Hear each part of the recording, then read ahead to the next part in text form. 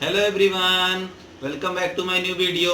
इस वीडियो में हम लोग क्लास 11th फिजिक्स का जो सेकंड चैप्टर है यूनिट्स एंड मेजरमेंट स्टार्ट करेंगे। तो आइए स्टार्ट करते हैं। सबसे पहले हम लोग डिस्कस करेंगे फिजिकल क्वांटिटीज के बारे में। फिजिकल क्वांटिटीज क्या होती है? Those quantities which can be measured, जिसको हम लोग मेजर कर सकते हैं, माप सकते हैं, उन क्वांटिटीज को हम लोग बोलते हैं फिजिकल क्वांटिटीज। ठीक है। और इन्हीं क्वांटिटीज की मदद से हम लोग पूरे लॉज ऑफ फिजिक्स को डिस्क्राइब करते हैं, उसके बारे में हम लोग समझते हैं। ठीक है। जो फिजिकल क्वांटिटीज होती है वो बेसिकली टू टाइप्स की होती है। कौन कौन से? फर्स्ट होती है फंडामेंटल क्वांटिटीज और सेकेंड होती है डिराइव्ड क्वांटिटीज। ठीक। जैसे वर्ड्स को बनाने के लिए लेटर्स की जरूरत पड़ती है, तो लेटर्स क्या होती है? एक फंडामेंटल होती है। उसी प्रकार क्वांटिटीज जो होती हैं वो कुछ क्वांटिटीज की मदद से बनाई जाती है और उन्हीं क्वांटिटीज को हम लोग बोलते हैं फंडामेंटल क्वांटिटीज। तो आइए समझते हैं फंडामेंटल क्वांटिटीज क्या होती हैं। इसका डेफिनेशन क्या है? Those quantities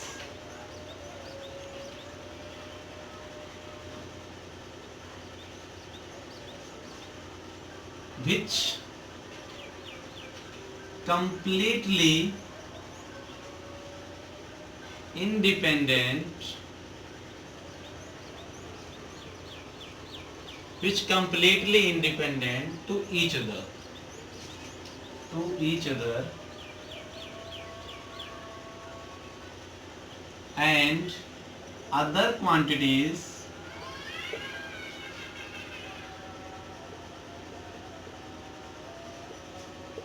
can be obtained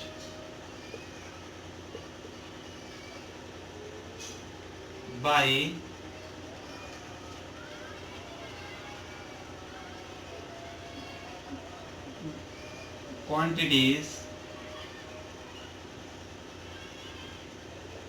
some quantities called fundamental quantities।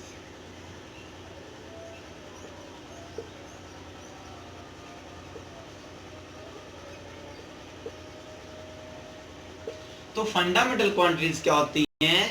ये एक दूसरे से बिल्कुल मतलब नहीं रखती हैं, एक दूसरे से इंडिपेंडेंट होती हैं और इन्हीं की मदद से और सारे हम लोग क्वांटिटीज को मतलब पाते हैं, ऑब्टेन करते हैं। ठीक है। तो फंडामेंटल क्वांटिटीज में कौन कौन से आते हैं ये देखते हैं। फंडामेंटल क्वांटिटीज आपके मेन रूप से 7 होते हैं। There are 7 fundamental quantities. तो कौन कौन से होते हैं? देखिए, फर्स्ट होता है लेंथ, सेकेंड मास, थर्ड होता है इसके बाद time, fourth current, fifth temperature, इसके बाद सिक्स जो होता है ल्यूमिनस इंटेंसिटी,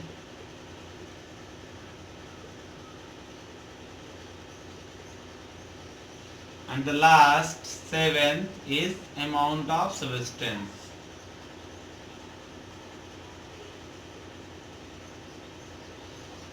देखिए, 7 आपके फंडामेंटल क्वांटिटीज होते हैं। कौन कौन से होते हैं? Length, mass, time, current, temperature, luminous intensity and amount of substances. Okay. तो इन्हीं सब क्वांटिटीज के यूज से मदद से हम और क्वांटिटीज को बनाते हैं, तो इन्हें हम लोग बोलते हैं फंडामेंटल क्वांटिटीज। अब क्वांटिटीज को मेजर करने के लिए आइए देखते हैं कि हम लोग किस तरह से उसको मेजर करते हैं और इसके बाद में मेजर करने के लिए हमारे पास क्या क्या तरीके होते हैं। ओके। क्योंकि हम लोग फिजिक्स में मेजरमेंट ही करते हैं। तो मेजरमेंट, देखिए, मेजरमेंट करने के लिए पहला होता है काउंटिंग। जैसे हमने कह दिया एक एप्पल, 2 एप्पल, इस तरह से एप्पल को हम लोग काउंट कर सकते हैं, 3 एप्पल, 4 एप्पल। तो काउंटिंग की वजह तरह से काउंटिंग कर करके हम किसी भी चीज को बता सकते हैं कि ये कितने हैं। ठीक। एक तो मेजर करने का तरीका होता है काउंटिंग। दूसरा एक होता है यूनिट।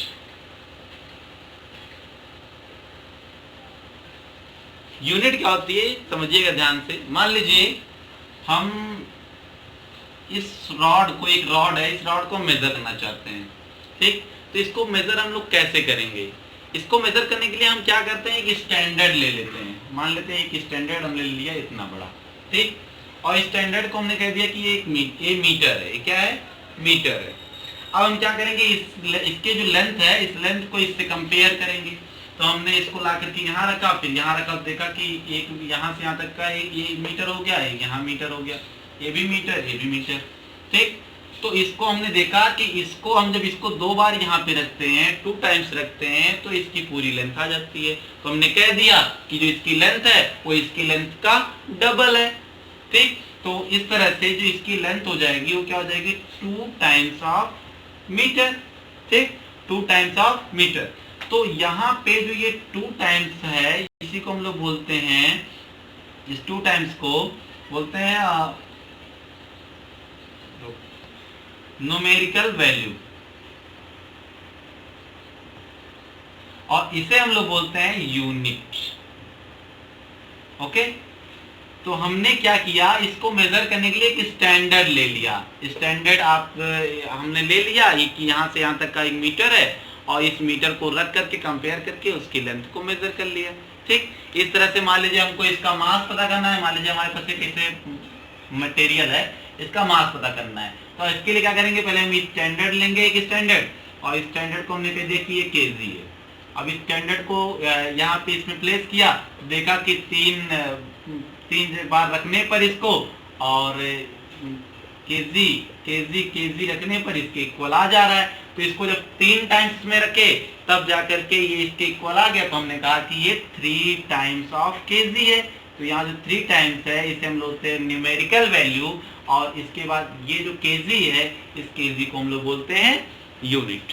ओके, तो किसी भी चीज के मेजरमेंट के लिए हमको 2 चीजों की जरूरत पड़ती है, एक होती है न्यूमेरिकल वैल्यू और एक होती है यूनिट। अगर ये दोनों ना हो तो हम किसी चीज को मेजर नहीं कर सकते। जैसे आप मान लीजिए कि सब्जी खरीदने जाते हैं, तो आप कहते हैं कि हमें 2 किलो आलू दे दीजिए, ठीक। आप ऐसा तो नहीं कहते हैं कि हमें 2 दे दीजिए या हमें आलू दे दीजिए, तो पूछेगा कितना। तो आप या तो मतलब 2 बोलेंगे तो भी नहीं समझ पाएगा, आलू बोलेंगे तभी नहीं समझ पाएगा, आपको बोलना पड़ेगा 2 किलो आलू, ठीक है।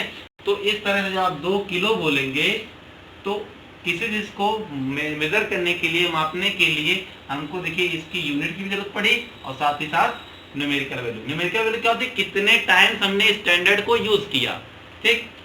अब इसी स्टैंडर्ड जो होती है, इसी स्टैंडर्ड को ऐसे मतलब पेरिस में क्या हुआ कि कई लोग मिल करके मेजरमेंट करने के लिए पेरिस में एक लेबोरेटरी है, उसमें बताया गया है कि यहाँ से यहाँ तक की जो लेंथ है, वहाँ से वहाँ तक की 1 मीटर है, और उसी मीटर का यूज करके मतलब सारे देशों में फैला दिया गया। अब सारे देश के जो लोग हैं वो क्या करते हैं, वहाँ से वहाँ तक की जो लेंथ है उसी को 1 मीटर मानते हैं, ठीक। पहले ऐसा नहीं होता था, पहले तो लोग अपनी अपनी एक यूनिट ले लिया करते। जैसे हमको जमीन नापना था तो हम फुट का यूज कर लेते थे, किसी और को कोई जरूरत पड़ती थी तो वो दूसरी चीज का यूज कर लेता था, ठीक है। हाथ का यूज करके हम लोग मेजर कर लेते थे, 1 हाथ 2 हाथ, ठीक। लेकिन ये जो है ये इनवेरिएबल है, मतलब ये वेरिएबल है, ये चेंज होता रहता है, ठीक है।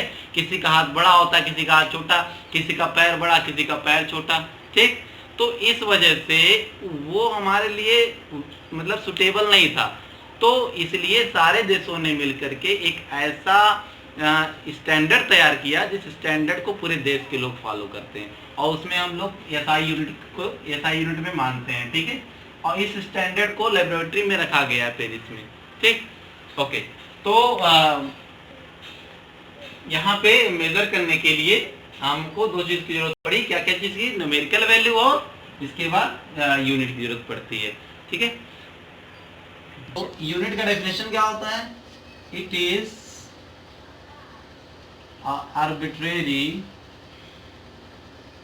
arbitrary chosen standard by comparing it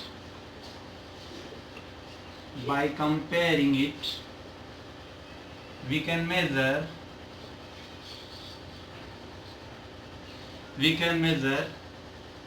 physical quantities, physical quantities.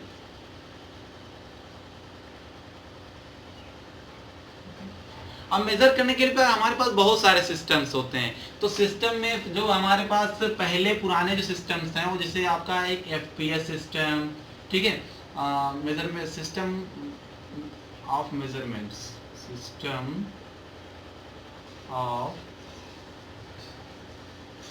Measurement.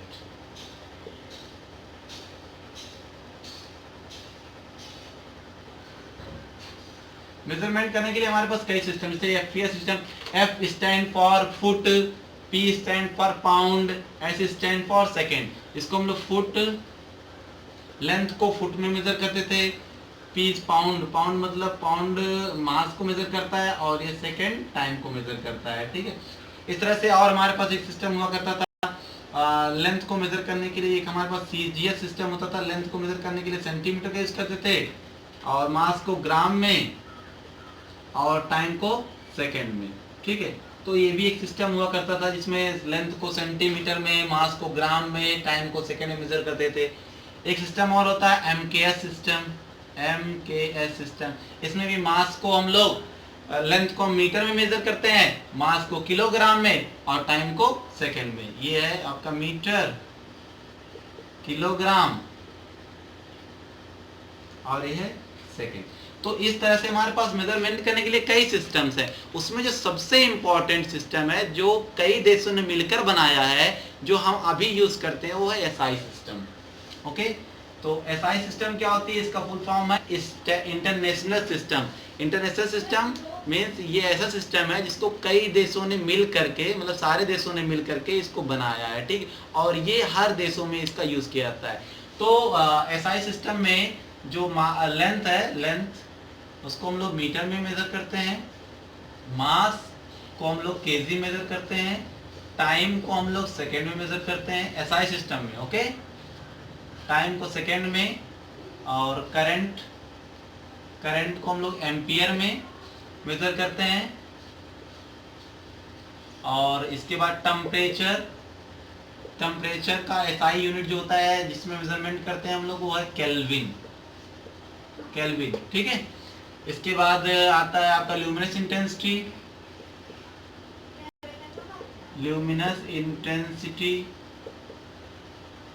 इसको कैंडेला मेजर करते हैं, कैंडेला। और जो आपका लास्ट है amount of substance, 1 2 3 4 5 6 7, amount of substance, उसको हम लोग मोल में मेजर करते हैं। ऐसा यूनिट जो होती है अमाउंट ऑफ सब्सटेंस की, वो क्या होती है? मोल होती है। ओके, तो ये हमारे पास इतने सारे सिस्टम्स थे मेजर करने के लिए, ठीक। और ये जो 7 फंडामेंटल क्वांटिटीज है, इसके अलावा 2 कम्प्लीमेंट्री क्वांटिटीज और होते हैं जो अलग से उसको लिया गया है, ठीक है। वो कम्प्लीमेंट्री क्वांटिटीज कौन कौन होते हैं? 2 कम्प्लीमेंट्री जो क्वांटिटीज होती है वो कौन कौन सी होती है? 2 कम्प्लीमेंट्री क्वांटिटीज। 2 कम्प्लीमेंट्री क्वांटिटीज में आपका एक आता है, एक होता है प्लेन एंगल, और दूसरा होता है सॉलिड एंगल। प्लेन एंगल क्या होती है? जो प्लेन पर 2 लाइन जहां इंटरसेक्ट करते हैं वहां पे जो एंगल फॉर्म होती है, प्लेन पे 2 लाइन जहां इंटरसेक्ट करेंगे वहां पे जो एंगल फॉर्म होता है, ये प्लेन एंगल होती है, ठीक है। और सॉलिड एंगल क्या होता है? जब कई पूरी सरफेस किसी एक पॉइंट पर एंगल बना रही होती है तो उस एंगल को हम लोग बोलते हैं, पूरी सरफेस, ठीक है, किसी एक पॉइंट पे एंगल बना रही होती है तो उस एंगल को हम लोग बोलते हैं सॉलिड एंगल, ठीक। आप सिंपल में समझिए कि ये 3D में लगता है, 3 डायमेंशन में, और ये 2 डायमेंशन में लगती है, ठीक। जैसे मान लीजिए एक सरफेस है ऐसे, और किसी एक पॉइंट पे ऐसे एंगल बना रही है पूरी सरफेस, चारों तरफ से पूरी सरफेस जो एंगल बना रही है उसी एंगल को हम लोग बोलते हैं सॉलिड एंगल, ठीक। तो ये 2 अलग से कॉम्प्लीमेंट्री एंगल है। तो कुल मिला के जो 7 जो हमारे फंडामेंटल क्वांटिटीज है वो कुल 9 है, ठीक है। ओके, इसके बाद आपका आता है डेराइव्ड क्वांटिटीज। डेराइव्ड क्वांटिटीज क्या क्या होती हैं? डेराइव्ड क्वांटिटीज वो ऐसी क्वांटिटीज होती हैं जो फंडामेंटल क्वांटिटीज से बनाई जाती हैं, ठीक है। आइए डेफिनेशन देखते हैं डेराइव्ड क्वांटिटी। डेराइव्ड क्वांटिटीज क्या होती है? Those quantities those quantities which can be obtained या can be represent or can be represent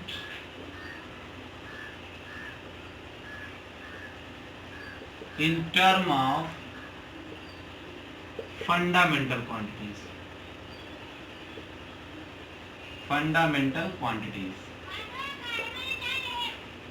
derived quantities क्या होती हैं? ऐसी क्वांटिटीज जो फंडामेंटल क्वांटिटीज के टर्म में डिराइव, मतलब उसको हम लोग रिप्रेजेंट कर सकें, ठीक है, ऐसे क्वांटिटीज को हम लोग बोलते हैं डिराइव्ड क्वांटिटीज। जैसे एग्जांपल में आपका speed, acceleration, force, work, momentum, बहुत सारे हैं, ठीक है, जो डिराइव्ड यूनिट है।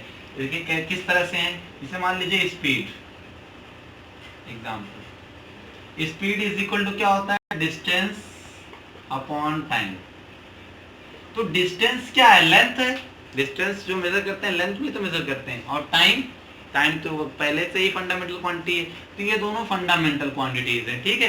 तो फंडामेंटल क्वांटिटी से बना है स्पीड, ओके। तो ये क्या है? एक डिराइव्ड क्वांटिटी है, ठीक। इसकी जो यूनिट होगी, यूनिट क्या हो जाएगी? मीटर पर सेकेंड। लेंथ की यूनिट मीटर, टाइम की यूनिट सेकेंड। इस यूनिट को हम लोग बोलते हैं फंडामेंटल यूनिट। ये एक फंडामेंटल डिराइव्ड यूनिट, ये डिराइव्ड यूनिट है, ओके।